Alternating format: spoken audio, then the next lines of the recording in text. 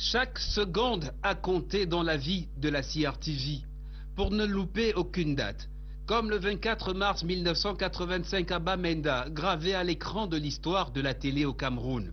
Ce jour-là, le RDPC naît, ce qui n'était que l'unité de télévision du Cameroun en profite pour lancer ses premières émissions avec le tout premier journal, avec Dieudonné Tinépégui, un direct réussi avec l'audace d'oser. Le directeur de l'époque, M. Ngambalou Tsiri, ne voulait pas prendre de risques, alors que le journal était prévu à 19h30, de l'enregistrer à 16h.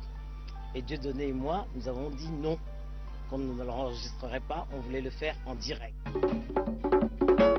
Bamenda 85 aura été aussi bien pour la femme camerounaise que pour les jeunes, l'accomplissement d'un rêve longtemps étouffé. L'histoire de ce succès revient toujours sur les pas des hommes et des faits marquants du début.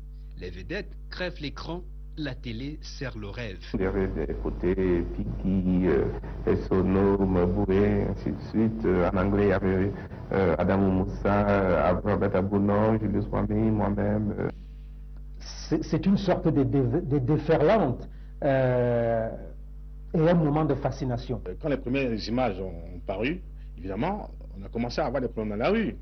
Donc chaque fois qu'on descend dans la rue, c'était une effervescence.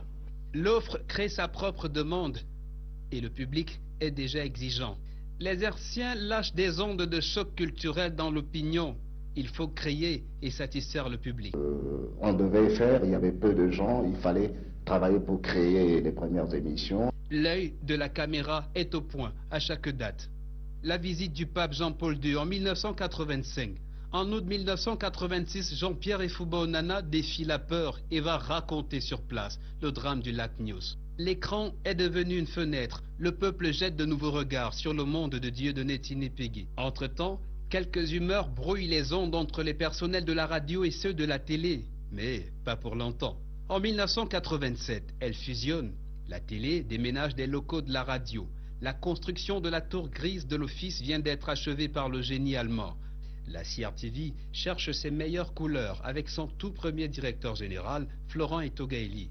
Et elle en gagne le 28 janvier 1988 lors de l'inauguration de son siège par le président de la République, son Excellence Le président de la République qui nous fait dans l'honneur, Adamo Moussa, de nous voir travailler en direct. Ce n'est pas tous les jours que nous avons l'occasion de l'avoir d'aussi près. Monsieur le président de la République, on peut vous demander, pendant que vous êtes en direct sur la télévision, monsieur le président, un mot peut-être à l'adresse de tous ceux qui vont exploiter cette maison? Je ne peux que de vous encourager et formuler des vœux de plein succès à l'équipe de l'Office de radiodiffusion et télévision du Cameroun, qui est un levier majeur, comme vous le savez, non seulement pour l'information, mais pour l'éducation, l'orientation de l'opinion publique nationale.